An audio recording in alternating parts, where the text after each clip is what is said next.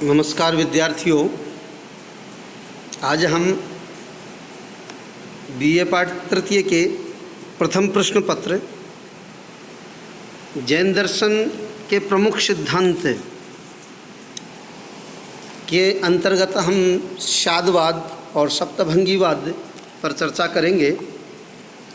देखिए, जैन दर्शन के अनुसार ज्ञान अनंत है और ज्ञेय भी अनंत है, किंतु भाषा जो है वह सीमित है। अनंत ज्ञान के द्वारा अनंत ज्ञेय को जाना तो जा सकता है, किंतु भाषा के द्वारा उसको हम व्यक्त नहीं कर सकते, उनको कथन नहीं कर सकते। सीमित भाषा के द्वारा अनंत ज्ञेय का कथन नहीं किया जा सकता। जैन दार्शनिकों ने जो ये समस्या है, इसके लिए ही शादवाद नामक सिद्धांत प्रस्तुत किया है। अनंत धर्मात्मक वस्तु को ग्रहण अनेकांत दृष्टि से किया जाता है और वाणी के द्वारा व्यक्त करने की पद्धति का नाम ही शादवाद है। अब शादवाद का अर्थ है सापेक्ष प्रतिपादन। दो शब्दों से मिलकर के बना है, शाद और वाद। शाद का अर्थ है दृष्टिकोण या अपेक्षा और वाद का अर्थ है कथन या प्रतिपादन। देखिए कि शादवाद के जब हम स्वरूप की चर्चा करते हैं तो हमें शादवाद की परिभाषा देखनी है कि अर्पणा नर्पणाभ्याम अनेकांतात्मकार्थ प्रतिपादन पद्धति ही शादवाद है कि मुख्यता एवं गौणता के द्वारा अनेकांतात्मक वस्तु का प्रतिपादन करने वाली पद्धति शादवाद है। यह प्रत्येक पदार्थ के भिन्न भिन्न धर्मों को भिन्न भिन्न अपेक्षा के साथ कथन करता है। जैसे एक देवदत्त है, वह पिता भी है और पुत्र भी है। वह अपने पिता की अपेक्षा से पुत्र है और पुत्र की अपेक्षा से वह पिता है। वस्तु स्वरूप के साथ जुड़ी अपेक्षा को जब नहीं समझा जाता है तब वह कथन विरोधी प्रतीत होती है। किंतु महावीर ने कहा है कि वस्तु नित्य भी है और अनित्य भी है, एक भी और अनेक भी है। नित्य और अनित्य, एक और अनेक धर्म विरोधी नहीं है। द्रव्य की अपेक्षा से वस्तु नित्य है और एक है, और पर्याय की अपेक्षा से वस्तु अनित्य और अनेक है। हम सापेक्ष सत्य को ही जान सकते हैं, पूर्ण और निरपेक्ष सत्य को पूर्ण दृष्टा ही जान सकता है। अतः शादवाद के द्वारा या शादवाद के अनुसार वस्तु के किसी एक पक्ष को देखकर उसके स्वरूप का निर्णय करना मिथ्या निर्णय है।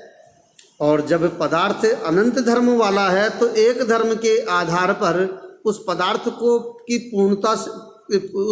की पूर्णता को नहीं समझा जा सकता। शादवाद शैली के माध्यम से ही उसे समझाया जा सकता है। अब हम देखें कि इसका जो विस्तृत स्वरूप, जो हमें शादवाद का जो विस्तृत स्वरूप है वो सप्तभंगी में दृष्टिगोचर होता है। सप्तभंगी 7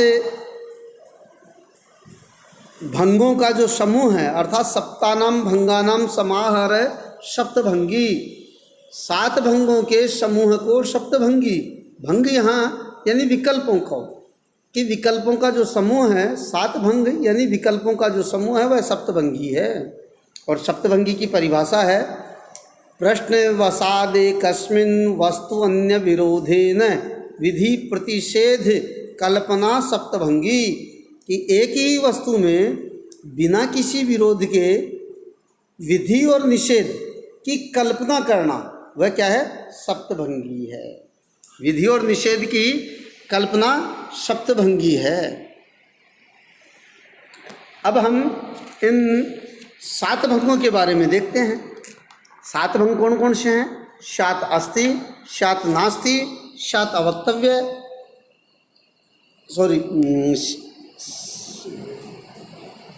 शात अस्ति शात नास्ति, शात अस्ति शात नास्ति, शात अवक्तव्य, शात अस्ति शात अवक्तव्य, शात नास्ति शात अवक्तव्य, शात अस्ति शात नास्ति शात अवक्तव्य। यहाँ जब हम शात अस्ति की बात करते हैं कि इसके उदाहरण के माध्यम से देखें कि शात अस्ति घट है कि कथनचित घट है, यहाँ सकारात्मक कथन शैली है कि घट में अस्तित्व धर्म किस अपेक्षा से है। प्रथम भंग में इसी का समाधान है कि स्वद्रव्य, स्वक्षेत्र, स्वकाल, स्वभाव की दृष्टि से घट है। सद्रव्य की दृष्टि से घड़ा मिट्टी द्रव्य से बना है, स्वक्षेत्र की दृष्टि से यह घड़ा सरदार शहर का बना है, स्वकाल की दृष्टि से यह घड़ा ग्रीष्म ऋतु का बना है, स्वभाव की दृष्टि से यह घड़ा पानी रखने के काम में आता है, पानी रखने के काम का। हम दूसरे भंग की तरफ जाते हैं। दूसरा भंग है शात नास्ति कि कथनचित घट, शात घट नास्ति, शात नास्ति घट है कि कथनचित घट नहीं है। यहाँ घट के उस नास्तित्व धर्म के बारे में बोध होता है कि जैसे घड़ा शात अस्थि में स्वद्रव्य क्षेत्र काल भाव की दृष्टि से अस्तित्ववान था, वैसे ही यहाँ दूसरे कथन में, दूसरे भंग में स्व पर द्रव्य, पर क्षेत्र, पर काल, पर भाव की दृष्टि से द्रव्य ये जो घट है वो नास्तित्ववान है कि परद्रव्य की दृष्टि से घड़ा सोने का इससे नहीं बना है, और पर क्षेत्र की दृष्टि से घड़ा रतनगढ़ का नहीं बना है, और पर काल की दृष्टि से घड़ा शीतकाल का नहीं बना है, और पर भाव की दृष्टि से घड़ा घी रखने के काम में नहीं आता है या घी रखने के लिए नहीं है। द्वितीय भंग में घट के नास्तिक धर्म की विवक्षा है। द्वितीय भंग में यह भी स्पष्ट करता है कि घड़ा कुर्सी, मेज, पुस्तक आदि, कलम आदि नहीं है। तीसरा शात अस्ति शात नास्ति, यहाँ कथनचित घट है और कथनचित घट नहीं है। प्रथम और द्वितीय भंग में अस्ति और नास्ति धर्म का स्वतंत्र रूप से प्रतिपादन है, किंतु तीसरे भंग में क्रमशः अस्ति और नास्ति जो धर्म है उसका उल्लेख है। यद्यपि यह भंग प्रथम दो भंगों के संयोग से बना है, पर इसका कार्य दोनों भंगों से भिन्न है। जैसे 1 और 2 पृथक स्वतंत्र संख्याएं हैं, दोनों के संयोग से 3 संख्या का उद्भव होता है, और 3 की संख्या जो अर्थ देती है वह 1 और 2 की संख्या नहीं दे सकती। इसी प्रकार तीसरा भंग अस्ति नास्ति का संयोग है, किंतु इसका अर्थ उससे भिन्न है। इस तृतीय भंग में पहले घट के अस्तित्व धर्म की विवक्षा है और फिर घट के नास्तित्व धर्म की भी विवक्षा है। जब घट दोनों धर्मों के क्रम से कहने का प्रसंग होता है तब तीसरे भंग की संयोजना होती है। और चौथा भंग है शात अवक्तव्य, कथनचित घट अवक्तव्य है। घट में अस्तित्व और नास्तित्व दोनों धर्मों को एक साथ रहते हैं, किंतु शब्दों के द्वारा उन दोनों धर्मों का एक साथ कथन नहीं किया जा सकता। एक साथ दोनों धर्मों का कथन न कर सकने की दृष्टि से घट शात अवक्तव्य है। अवक्तव्य के द्वारा एक साथ दोनों अर्थों का बोध हो जाता है। पांचवा जो भंग का कथन है वह है शात अस्ति शात अवक्तव्य है कि कथनचित घट है और कथनचित घट अवक्तव्य है। इसमें प्रथम और चतुर्थ भंग का संयोग है कि स्वचतुष्टय की अपेक्षा से घट अस्तित्व रूप है, लेकिन जहाँ अस्ति और नास्ति को युगपथ एक साथ कहने का प्रसंग होता है वहाँ वह अवक्तव्य है। अगला जो कथन है वह शात नास्ति शात अवक्तव्य है। यहाँ कथनचित शात नास्ति घट है और शात अवक्तव्य घट है, कथनचित घट नहीं है और कथनचित घट अवक्तव्य है। इसमें दूसरे और चौथे भंग का संयोग है कि परचतुष्टय की अपेक्षा से घट नास्ति रूप है, लेकिन जहाँ अस्ति नास्ति दोनों का एक साथ कथन का जब प्रसंग होता है तो वहाँ ये अवक्तव्य है। और अंतिम जो भंग है वह शात अस्ति, शात नास्ति, शात वक्तव्य। जैसे शात अस्ति घट है, जैसे शात अस्ति घट है, शात नास्ति घट है, शात अवक्तव्य घट है, कि कथनचित घट है और कथनचित घट नहीं है।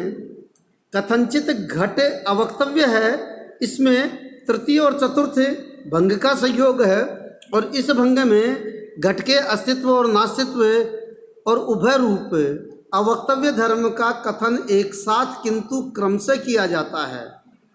घट स्वद्रव्य की दृष्टि से अस्तित्व धर्म से युक्त है और परद्रव्य की दृष्टि से नास्तित्व धर्म से युक्त है, और युगपत स्व और पर दोनों धर्मों की दृष्टि से अवक्तव्य धर्म से युक्त है।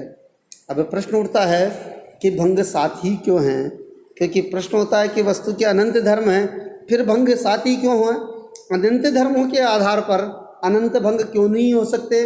इसका समाधान यही है कि वस्तु के अनंत धर्मों के आधार पर अनंत सप्तभंगियाँ तो बन सकती है, किंतु एक धर्म के आधार पर अनंत भंग नहीं बन सकते। साथ ही बन सकते हैं। साथ ही भंग बन सकने के कारण किसी वस्तु के एक धर्म के संबंध में साथ ही प्रश्न हो सकते हैं। उदाहरणतः एक व्यक्ति में स्वस्थता और अस्वस्थता को धर्म मानकर किसी मित्र ने अपने दोस्त से पूछा कि आपकी तबीयत कैसी है, तो इसमें साथ ही विकल्प हैं उसके प्रश्न के उत्तर के, कि यहाँ पहला विकल्प वह बोलता है ठीक है, यहाँ स्वस्थता प्रधान है। दूसरे विकल्प में पूरा ठीक नहीं है, यहाँ अस्वस्थता प्रधान है।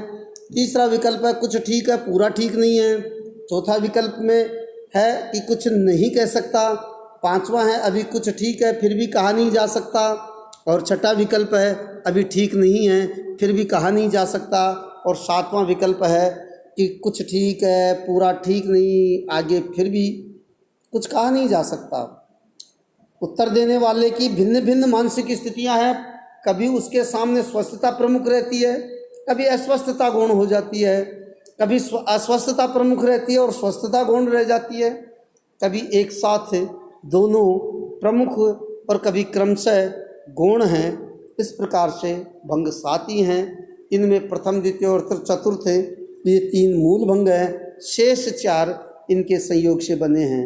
अब इसकी उपादेयता के लिए जैन दर्शन में आचार्य सिद्धसेन ने अनेकांत की उपयोगिता को उजागर करते हुए लिखा है कि जैन वीणा लोगस्य व्यवहारो संवहारण निवर्डयी तस्य वर्णिक गुरुणो अणेगंत वायस्य, कि जिसके बिना लोक व्यवहार का निर्वहन सर्वथा संभव नहीं है, उस संसार के एकमात्र गुरु अनेकांतवाद को नमस्कार है। अनेकांत की अभिव्यक्ति का माध्यम शादवाद है, और शादवाद में प्रयुक्त शात शब्द के प्रयोग का अपना विशिष्ट महत्व है। शात शब्द वक्ता की विवक्षा को स्पष्ट करता है तथा संदेह और अनिश्चितता को निर्मूल करता है।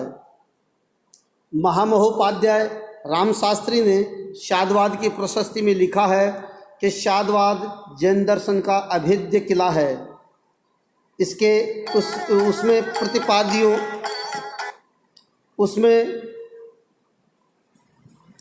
प्रतिवादियों के मायामय गोले में प्रवेश नहीं कर सकते। शादवाद सिद्धांत एक समुद्र है जिसमें सारे वाद विलीन हो जाते हैं। नमस्कार। आज का यह जो टॉपिक है शादवाद और सप्तभंगी, आपको कैसा लगा आप बताएंगे। आगे के वीडियो में हम अगले टॉपिक के नयवाद के बारे में लेकर के आएंगे। आज यह हमारे प्रथम यूनिट का दूसरा टॉपिक शादवाद और सप्तभंगीवाद था। इसकी कैसा लगा है ये आप मुझे बताएंगे। धन्यवाद। नमस्कार।